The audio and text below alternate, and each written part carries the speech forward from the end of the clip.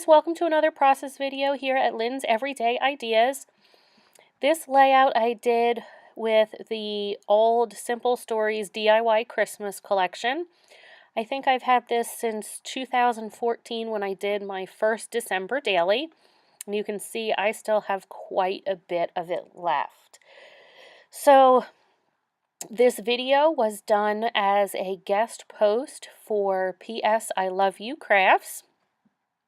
And they asked me to do something Christmas related. So I am using a die cut from the Silhouette store designed by Paige Evans. And I wanted to do a layout just using that single piece of 12 by 12 patterned paper and the 6 by 6 paper pad to show you how you can get an awesome layout with really just that 6 by 6 paper pad. So I'm tracing the inside of the trees and then fussy cutting them out. I did about halfway through this realize I can just pull the inside of the trees out in Silhouette Studio and copy them and cut them with, paper on my mat, and that made the process go a whole lot faster. But I don't make you watch me back all of these. I think I do just the one. And I have two suggestions for backing the cut file. This is the first time I've ever done it. Either use the best glue ever with the no clog writing cap, because you see how fine that is there. Or use something like a Zig two-way glue pen, or I still have the old Martha Stewart glue pen. Don't try to use your tape runner on this particular cut file. It's just too thin. So there you see it all done and all backed. I didn't really have any philosophy for how I chose which tree I backed with what, except I tried not to have two patterns of the same next to each other. So here you see me deciding what color I'm going to put the cut file on. The first green was too much of a match to the green in the patterned paper, and it just kind of fell flat. The second green was okay. The white didn't show the cut file enough, so I ended up really liking how it popped on the black. So that's what I go with. I'm going to use this old My Mind's Eye Winter Wonderland paper for the very back and cut the black cardstock down just by 1/4 of an inch so the red is peeking out. I couldn't have cut it down anymore because of the size of my cut file. If I had thought about that, I could have sized the cut file down beforehand, but I'm really glad I didn't because I like how the cut file, is my background and I like its size. So you're just going to see me cut out the middle of this patterned paper. I really wish I could do that on my Caterpillar crop because that is my favorite trimmer. I get the cleanest cut with that. But I do cut this out so I can use it on another layout. I really should have just gone ahead and used it. I've had this Winter Wonderland collection for probably 4 years and haven't used it once, but the paper saver in me just couldn't do that. So I take my time with the tape runner. I find I have a much better chance of getting it straight and not having it pull and ends up with little globs if I take my time. And that doesn't always matter if I'm just plunking something down, but on this I didn't want any lumps or bumps. So once I get this on there, you're going to see me glue down the cut file. I use my Zig two-way glue pen on this because it was the fastest. I didn't want to use tape runner. I was afraid if any of them were in super, super stuck down, it would pull them up off the cut file. Or since it is a rather delicate cut file, I didn't want it to pull and rip it. I debated putting pop dots on this to give it some shadow underneath, but I end up doing the lifting with my photo instead, figuring that way this is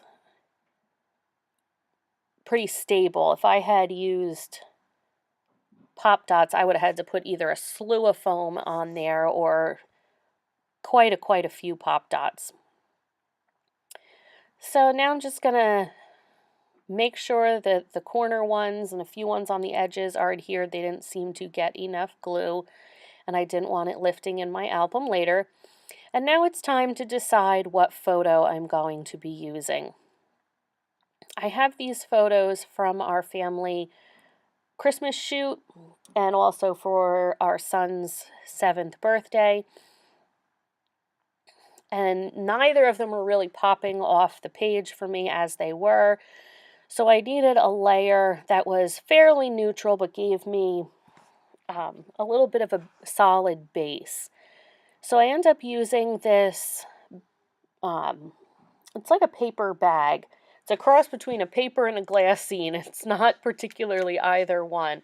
I got it in a swap and I've had it for probably over a year, but it provided the perfect base for my photos. And since I used the tree cut file, I end up going with that photo of our son peeking out from between the trees. So it is a standard 4x6 photo since I print the photos on my Epson PictureMate PM400. And I cut it down just a bit so that I could put it on a 4x6 card and still have, a little bit of color peeking out without making my photo overly large and covering up the cut file. So I use these not Merry and Bright, I think it's Snap Cozy Christmas, just as to help me decide before I cut the 6x6 paper pad that I had. Help me decide on color. I could have just used the 4x6 cards, but I was really challenging myself to use as much of that 4x6 pad up as I could, but I did want to see the color in the right proportion. So I decided that this photo needed some kind of white border. So I used this ivory piece of paper and cut off the section that says Merry and Bright. And it also had a tiny bit of a scallop edge, which ends up getting cut off on the one side, but you can't really see it once I put my photo down, so it's okay that the one side got cut off. But I think that tiny, and it is tiny, that tiny white border just gives enough differential from the green background that he's standing against versus all the green in my trees.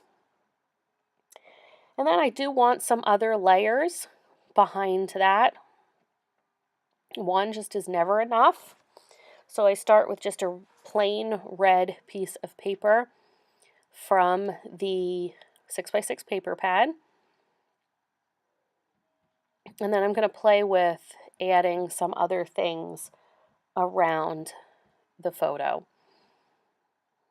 I was seeing there if I liked a patterned piece of paper behind that or the solid, and I end up preferring the solid. I think there's enough patterns with all my trees in the background. So Simple Stories has a pack, or they did for this Christmas, of all like flags and tabs and banners. So I thought they would make perfect layering pieces without having to cut up any more of the 6x6 paper pad. So I start with just a plain green piece and it didn't really do enough for the photo or the layout for me. So I rotate in all the patterned paper strips, and they were just too much with, again, with all those patterns in the background. So I end up with this red piece that has, it's almost like a dictionary. It'll say sleigh and then give you, well, it is a dictionary, sleigh, and give you the definition of what a sleigh is or a sled, and it has the definition of all Christmas words. So now I have two pieces of red on that photo. I decide I need something else. I start with the black, since I thought maybe that would contrast the gray, and just wasn't feeling it. So I end up going with this solid piece of green, the scrap that I had. And it just, reinforces that red and green Christmas thing. And then I want to put something down the left of my photo. There was quite a bit of room there. And I hem and haw about all these different pieces and different sayings and what pops off, and it took me quite some time. This is sped up times 2. This layout actually didn't take very long, except for backing that cut file. That took me several days until I figured out about using my silhouette for the inside. So I keep thinking that I want something like a banner or a saying over on the left, but it ends up being too much text with something on the right and something on the left. And the right needed the text more than the left did, because if there was no embellishment over there with where the photo is placed, it would have been way too heavy on that one side. So I do end up, after much hemming and hawing, going with that black piece. It's a scallop, black scallop with the polka dots. And then I do go with that 'Tis the Season, except I cut off the speech bubble part. Not a real big fan of speech bubbles here. I always feel like they should be, coming out of someone's mouth, and they always just look weird to me, so I always end up cutting that off. Now for the rest of this video, I do speed you up one more notch, because it is just me hemming and hawing around with what embellishments I want to use. You can see I finally commit to that black and white polka dot, which I should have just done. It was the first thing I think I put down, so I should have just started there and been done with it. Would have saved me a lot of headache. So I believe I'm going to get my green, my green craft foam. Just cut a 4x6 piece of that and adhere it to the back of the photo. I have found that if you want to use this craft foam versus buying pop dots, since it does save quite a bit of funds, that the best adhesive to use is some kind of liquid adhesive. I haven't had good luck with just regular tape runner, and the Suk Wang tape is so strong that I find it buckles the craft foam. So definitely go with a wet adhesive on that. Now I'm going to start working on the little bits that I put around the layout. I do have brads here. It's like a blast from the past. It's not something I use very often anymore. I really wish all companies made the self-adhesive brads, because I end up cutting them off with their wire cutters and then using pop dots to adhere them down. I did try to use liquid glue this time, but it did not. It stuck the craft foam to the paper, but it did not work with the metal. So I'd suggest on that particular surface to go with just your regular adhesive pop dot. So these are some of the chipboard stickers from the old DIY Christmas collection. As with all chipboard stickers, I do put some of my own adhesive on the back because I find they do dry up and fall off pretty easily. It doesn't matter how long I've had them either. They seem to dry up pretty quickly.